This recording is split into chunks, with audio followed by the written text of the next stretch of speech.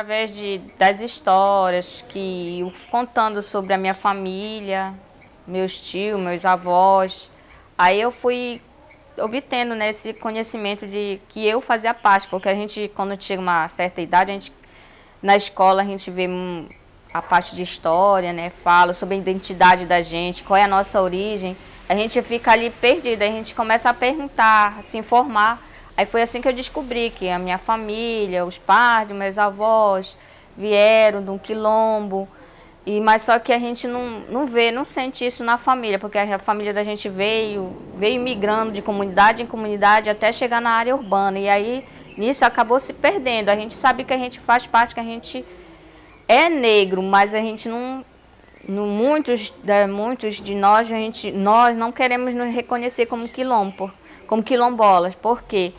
Que falta a gente ter mais um conhecimentozinho do que é, porque muita gente chega, fala uma coisa, o outro vem, diz outra, e a gente acaba entrando em conflito com a gente mesmo. Mas se a gente botar o pé e procurar o conhecimento da onde veio a nossa raiz, a nossa história, e a gente se fortalece. Mas isso é muito difícil acontecer também, a gente mesmo se reconhecer por causa do preconceito que tem muito. E a gente recebe tripulações, tiro de tudo quanto é lado, até do jeito de olhar, e a gente fica ali escondido com medo.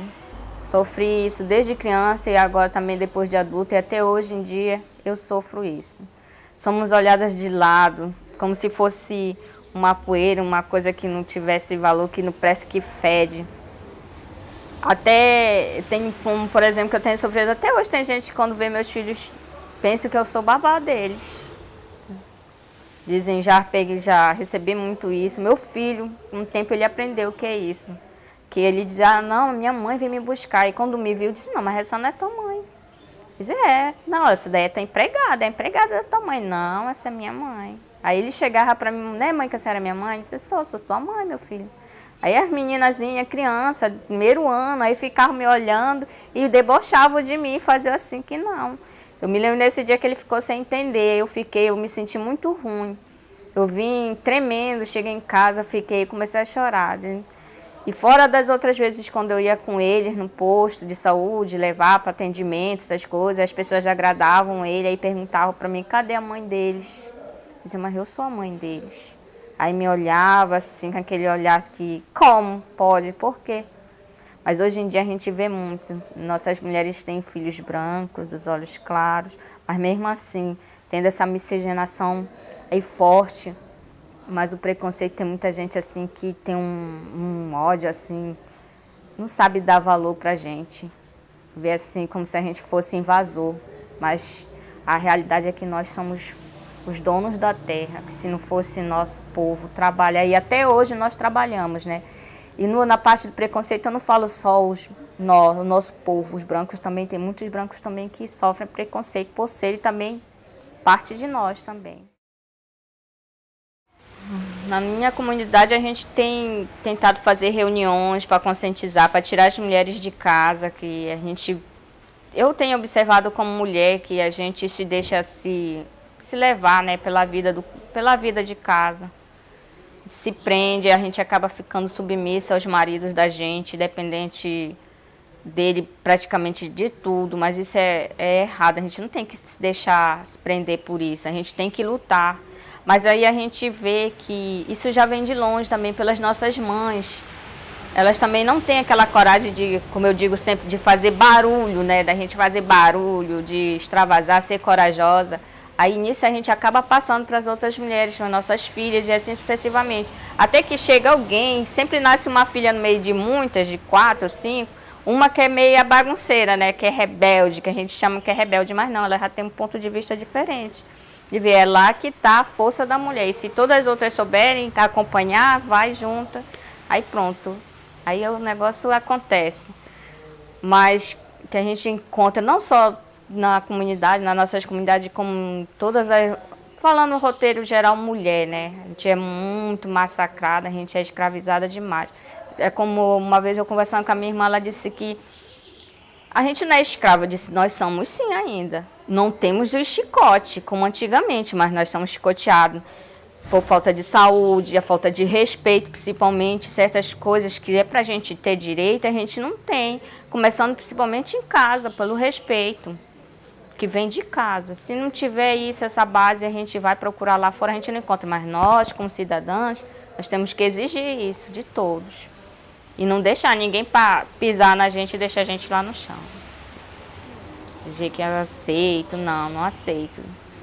É essa força de vontade mesmo de enfrentar, que a gente acaba se aprisionando, criando uma prisão pra gente dentro de casa, que a gente dá a força da gente pro marido e a gente perde aquela nossa autonomia de exigir algo, de sair, e aí a gente mesmo se acorrenta ali.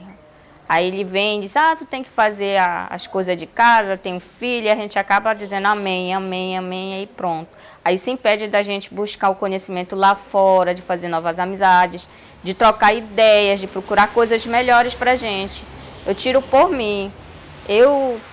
Quando eu saí de casa, fui morar com o pai do meu menino, eu me prendi ali, eu comecei a viver o mundo dele, o que ele queria para mim, não o que eu queria para mim. Eu tinha a visão de outra coisa para mim, de eu estudar, de eu conquistar o meu espaço como mulher para depois eu constituir família.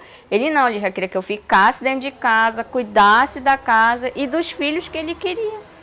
E assim eu não podia ver o mundo, não podia ir na igreja, não podia ir em evento nenhum, eu tinha que ficar ali em casa, como dizer, você tem as suas obrigações de casa, quando você terminar, se você tiver tempo, você vai. Aí assim, aí como é que fica? A mulher cuida de casa, cuida do filho, cuida do marido e ela.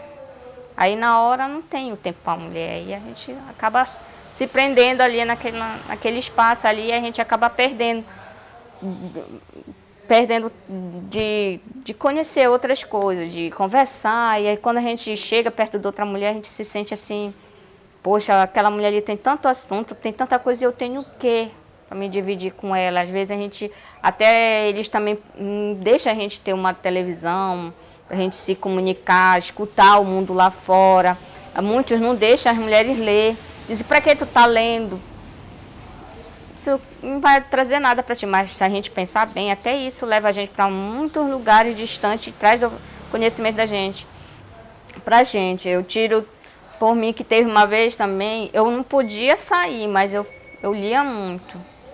Eu lia muito, eu ia longe, começava a entender, olha, aconteceu isso, tem isso aqui pra gente, participar de palestras, até assim no meio da igreja, na comunidade. Aí, às vezes, quando dava, eu queria ir de novo, aí sempre tem eles estão ali na gente, né? E a gente acaba voltando e ficando preso. Aí o que falta mesmo é a gente reagir. Tem mulheres, aquela coisa, a gente chega aqui sem chão. Aí a gente começa a aprender, ter conhecimento daqui, aí a gente já vai se auto... profissionalizando, e a gente acaba se profissionalizando, consegue um trabalho para a gente já deixa meio de lado já o movimento, mas ali qualquer espaçozinho que a gente tem um tempozinho, elas estão aqui com a gente, e assim sucessivamente vai, aí vão. Ou seja, aquela semente que a gente semeia, a gente vê bons frutos, né? Vê que a mulher ela se liberta daquele mundo ali, ela vê que aquele mundo que ela foi criada, que ela participou, é muito diferente. E aí daí ela cria asas, voa e vai longe. Você tem filhas? Tenho uma filha. Ela está com quantos anos? 12 anos. E ela participa do movimento? Quando dá, eu levo ela. Eu explico para eles, quando eu venho para cá para as reuniões, eu chego com eles, com os 12, eu converso com eles. Eu conto o dia que acontece, o que eu vejo, eu explico para eles e falo também para ela, como uma vez eu estava conversando com ela e com as minhas sobrinhas. Ela dizia, mas mamãe, ela disse para mim, mamãe, a senhora fala para mim que é para mim estudar, trabalhar, ser uma mulher independente. Aí, só que o papai chega e diz que quando eu tiver a minha idade, eu vou casar. Eu não entendo, o que vocês dois querem? Eu disse assim, pelo que eu estou te dizendo, tu vê, eu te mostro exemplos todo dia, minha filha, e você tira as suas conclusões. A mesma coisa eu falo pro meu filho também, que ele, do jeito que ele é muitas das vezes, o homem, a gente cria um homem bom, um filho bom em casa, só que lá fora ele se transforma.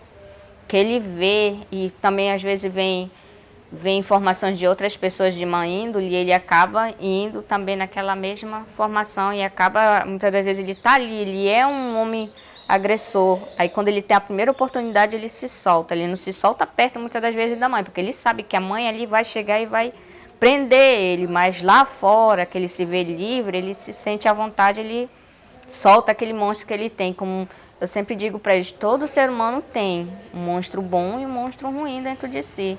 Aí cabe a nós medir eles em cada lugar. E cada instante qual é que a gente quer viver com eles. Axé meu bem, axé neném, axé seu Zé, venha tomar café. Axé meu bem, axé neném, axé seu Zé, venha tomar café. Seu Zé, me conte como vai o nosso povo. Ai! O povo negro é lutador, mas é um povo que tem cultura e tem muito amor.